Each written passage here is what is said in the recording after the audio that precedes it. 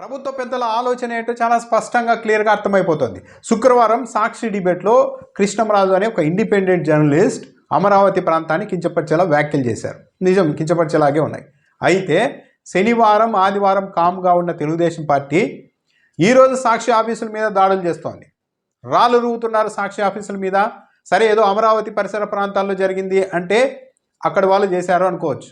కానీ అనంతపురం, తిరుపతి రేణుగుంట దగ్గర ఉన్న సాక్షి ఆఫీస్ మీద, వైఎస్ఆర్ కడప జిల్లాలోని సాక్షి ఆఫీస్ మీద, శ్రీకాకుళం ఎడ్చర్లలోని సాక్షి ఆఫీస్ మీద, విశాఖపట్నంలో, విజయవాడలో ఇలా ప్రతి చోట రాళ్ళు రువ్వడం, బోర్డులు పగలగొట్టడం, గేట్లు ఎక్కి అవతలికి దూకడం, జర్నలిస్టులని బెదిరించడం, సాక్షి జర్నలిస్టుల పైన కూడా దాడులు చేసేందుకు ప్రయత్నించడం, రాళ్ళు రువ్వడం, ఇలా మొత్తం చేస్తూ ఉన్నారు.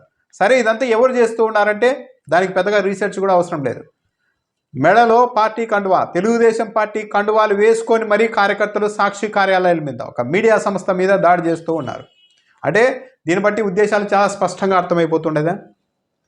శుక్రవారం జరిగితే ఈరోజు సోమవారం ఆర్గనైజ్డ్గా అన్ని, ఏదో ఒక చోట కాదు, నిన్న అనంతపురం చేశారు, ఈరోజు మరి అన్ని చోట్ల చేస్తూ ఉన్నారు. అనంతపురంతో పాటు తెలుగుదేశం పార్టీ కార్యకర్తలు వెళ్ళి దాడి చేస్తున్నారు. అంటే ఉద్దేశాలు చాలా స్పష్టంగా అర్థమైపోతున్నాయి.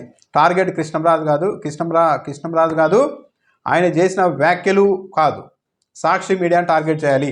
ఈ రాష్ట్రంలో సాక్షి మీడియా అన్నది ఒక్కటి లేకపోతే మనం ఏ పథకాన్ని అమలు చేయకపోయినా, మనం ఏం చేసినా, ఎలాంటి వ్యవహారాలు నడిపినా అడిగేవాడు అనేవాడు ఒక్కడుండడు, ఎవ్వరూ గొంతెత్తరు.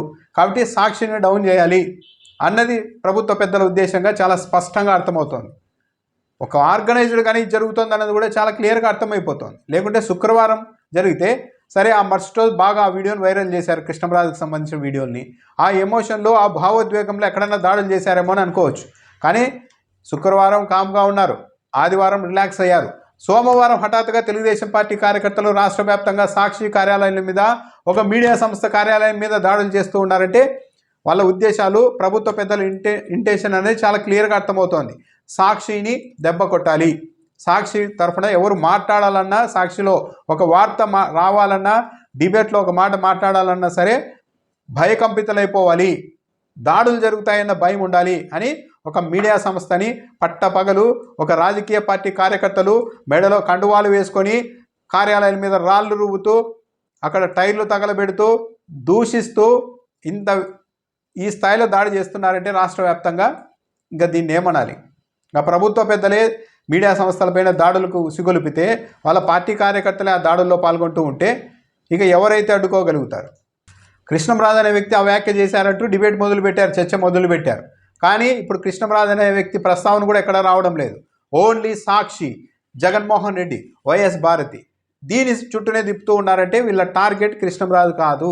దీన్ని అతను వ్యక్తిగతంగా చేసిన వ్యాఖ్యల్ని ఇంకా ఎంత దారుణం అంటే సాక్షి మీడియా ఖండించలేదు, కొమ్మినేని సారీ చెప్పలేదని చెప్తున్నారు. కొమ్మినేని మరుసటి రోజు మామూలుగా ఆదివారం డిబేట్ పెట్టరు, కానీ ఆయన డిబేట్ ఏర్పాటు చేసి ప్రత్యేకంగా ఎక్కడన్నా ఇబ్బంది కలిగింటే సారీ అని చెప్పారు, క్షమాపణ చెప్పారు. కానీ ప్రచారం మాత్రం కొమ్మినేని సారీ చెప్పలేదు, సాక్షి మీడియా స్పందించలేదు, వైఎస్ఆర్ కాంగ్రెస్ పార్టీ వ్యాఖ్యల్ని ఖండించలేదు అంటూ ప్రచారం చేస్తూ ఉన్నారు. అంటే ప్రజల్ని ఇంకా అంటే మీడియా మొత్తం మన చేతుల్లో ఉంది కాబట్టి మనం చెప్పేదే వార్త, ప్రసారం చేసేదే ప్రజలు నమ్ముతారు అన్న ఒక ధీమా. కాకపోతే కొమ్మినేని సారీ చెప్పినా, సాక్షి మీడియా ఆ వ్యాఖ్యల్ని ఖండించినా, వైసీపీ ఖండించినా వాళ్ళు ఖండించలేదని ఈరోజు కూడా ప్రచారం చేస్తూ ఉన్నారంటే ప్రభుత్వ పెద్దల ఆలోచన అయితే చాలా క్లియర్గా ఉంది. ఈ మీడియా సంస్థ అన్నది ఇక్కడ ఉండకూడదు ఏపీలో, అప్పుడే మనకు ఎదురు ఉండదు, మనం ఏం చేసినా ప్రశ్నించే గొంతే ఉండదు అన్న విధానంతోనే వెళ్తున్నట్టు ఉంది. ఈరోజు ఆర్గనైజ్డ్గా ప్రతి జిల్లాలోనూ సాక్షి కార్యాలయం మీద స్వయంగా తెలుగుదేశం పార్టీ నాయకుల ఆధ్వర్యంలో కార్యకర్తలు దాడులు చేస్తూ ఉన్నారంటే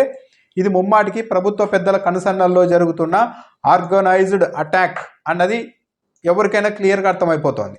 సో ఈ పరిణామాలు రాష్ట్రానికి అయితే మంచివి కాదు. ఈరోజు చప్పట్లు కొట్టే మీడియా సంస్థలు కూడా ఆలోచించుకోవాలి. ఇలాంటి ప్రొసీడింగ్ ఒకటి మొదలైన తర్వాత ప్రభుత్వాలు, ఇదివరకైతే ప్రభుత్వాలు మారిన తర్వాత రాజకీయ నాయకులు, కార్యకర్తలు వీళ్ళు కొట్టుకోవడాలు, కేసులు పెట్టుకోవడాలు ఉండేవి. ఇకపైన గవర్నమెంట్లు మారితే ఫస్ట్ మీడియా సంస్థల్ని, జర్నలిస్టులనే టార్గెట్ చేస్తారు. అలాంటి ఒక సాంప్రదాయానికైతే చంద్రబాబు నాయుడు గారు శ్రీకారం చుట్టేశారు. కొమ్మినేని గారి అరెస్టుతో తెలుగుదేశం పార్టీ మీడియాకు సంబంధించిన వాళ్ళంతా ఈ పూటకు ఆనందం వ్యక్తం చేస్తూ ఉండవచ్చు. కానీ దీని పర్యవసానాలు ఎలా ఉంటాయన్నది కాస్త ఆలోచిస్తే ప్రతి ఒక్కరికి ఈరోజు ఎంత పెద్ద తప్పు చేశారు అన్నది అర్థమవుతుంది.